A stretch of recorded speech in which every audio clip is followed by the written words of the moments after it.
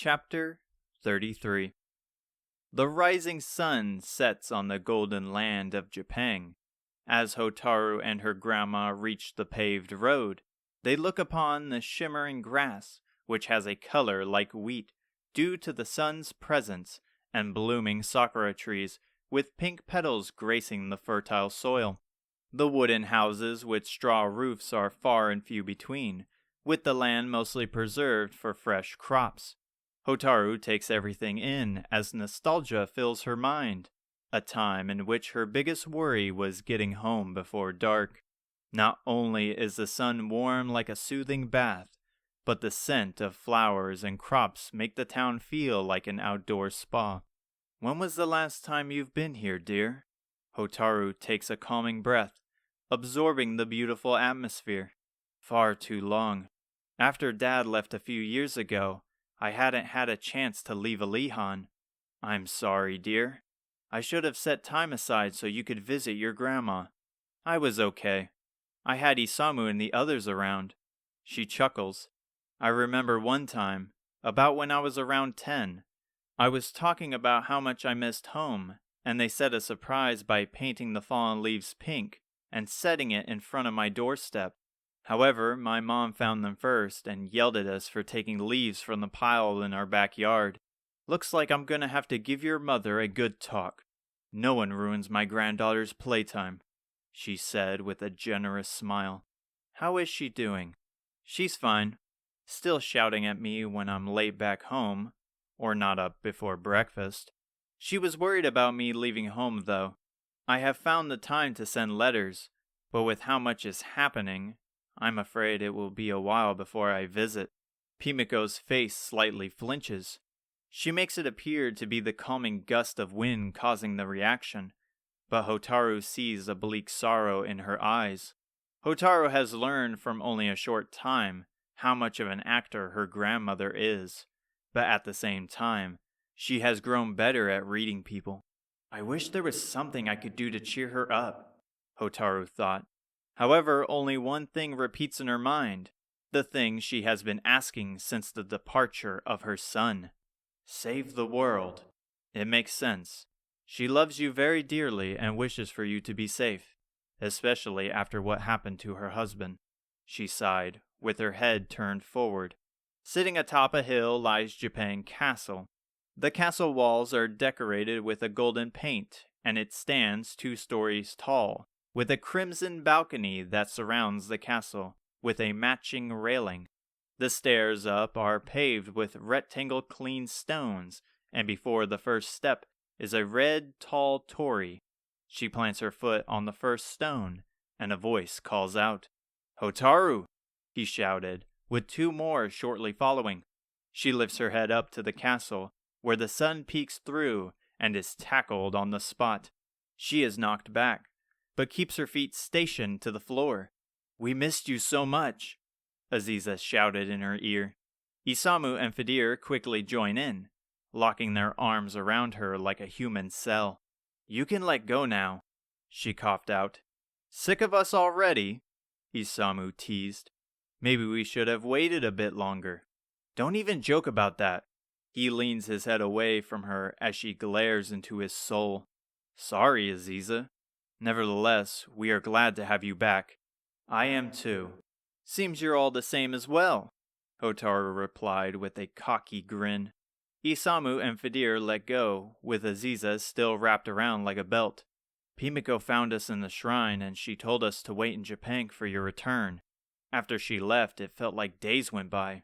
"Don't be like that, Aziza," Pimiko responded with rolling eyes. "I was only gone for the night, and I had a feeling of where Hotaru was." "Well, where were you?" Isamu asked. "I washed up with Maria in a town called Lanson." Fedir springs ahead as if a fireball propelled him forward. "The holy city Lanson?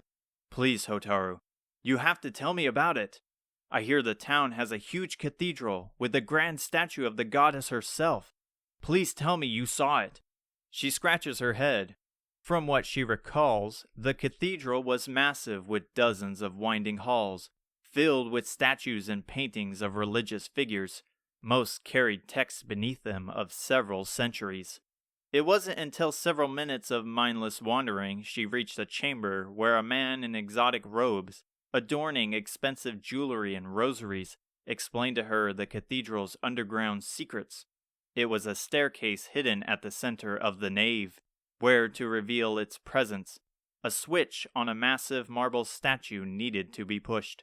That must be the statue Fedir is talking about, Hotaru recalled, yet struggling to find her next words.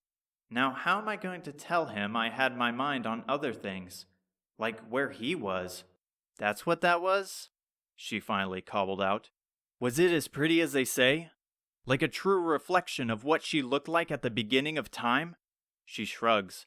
I don't know. I didn't think much of it. His jaw is left open like a bear trap. Perhaps we can discuss more of this during dinner, Pimiko suggested. Let's head home and get your room situated. I have a lot I must discuss with you. Like what? Her face sours with a look similar to fighting off Robin Hood, the purple orb. Hotaru slides the door open from her room and exits to the main hall. Her stomach is full and warm with the delicious ramen Pimiko cooked, though her mind is racing. She steps through the empty castle halls, where nobody is, except the armored guards posted at their stations. Thankfully, they give her no trouble as she passes through to the outside. She takes in the soothing moonlight on the second floor and takes a deep breath.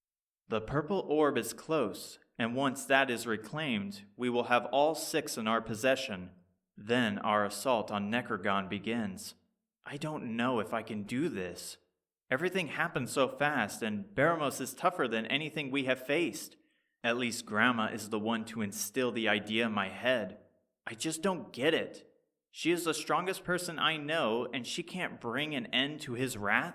How can she believe what she is saying? Where is she finding this confidence I struggle to find? She takes another calming breath. She needs to get out of her head. She scans around the outside of the castle, and at the back of the castle is a lone tree where Pimiko stands.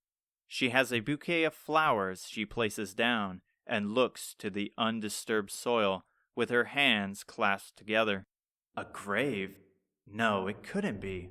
Hotaru heads back in and speeds over to the stairs, quickly making her way outside. Once she reaches the back, a soft humming echoes in the air. The song is familiar. It's a song both Pimiko and Ortega sang when Hotaru was angry, sad, crying. It has halted her speed, brought peace to her mind, just like it always did. Grandma? Hotaru whispered, slowly easing her steps towards her. The soft humming stops. Hotaru, why are you up so late? She keeps her eyes on the soil. I couldn't sleep, thanks to Isamu and his snoring. I have to get used to it again, she answered with a slight snicker in the quiet, dead night. She steps over to the dirt mound. Why are you singing? It eases the mind. Don't you remember when I used to sing it to you? Of course. Isamu and I occasionally find ourselves humming it without a thought. Hotaru stares at the small mound of dirt. It adorns beautiful handmade trinkets. Is this Dad's grave? This is your grandpa. He unfortunately passed away before you could meet him, but you two would have had a close bond. Hotaru didn't hear much of her grandpa, other than he was a warrior similar to her dad. How so? She asked. Pimiko lightens up. He always wanted to bring joy to people, even when he was suffering. He treated people fairly and always looked for the goddess in their hearts. He learned of monsters sprouting up years ago. Him being hard-headed had to find a solution. Without his help, we wouldn't have gotten our foot in the door to launch our first assault on Necrogon. But he passed away before the chance showed itself, and that's when Ortega, like him, took the reins of the operation. So he fought for the same thing I'm fighting for now, another member of our blood who fell victim to the cursed journey. Is that what you mean by close bond? Are you scared things will happen the same? Hotaru struck a nerve. Pimiko for once lacks the words. Dear, I want to apologize for the stuff I put you kids through. You are right. I fear the dreaded day which slowly approaches, and in turn I have forced terrible things upon you. I can't be mad at you, Grandma. You said it's for our own good, and we must in order to defeat Baramos, right? It still doesn't justify the actions I have caused. We are family, and family shouldn't have to resort to such cruel measures.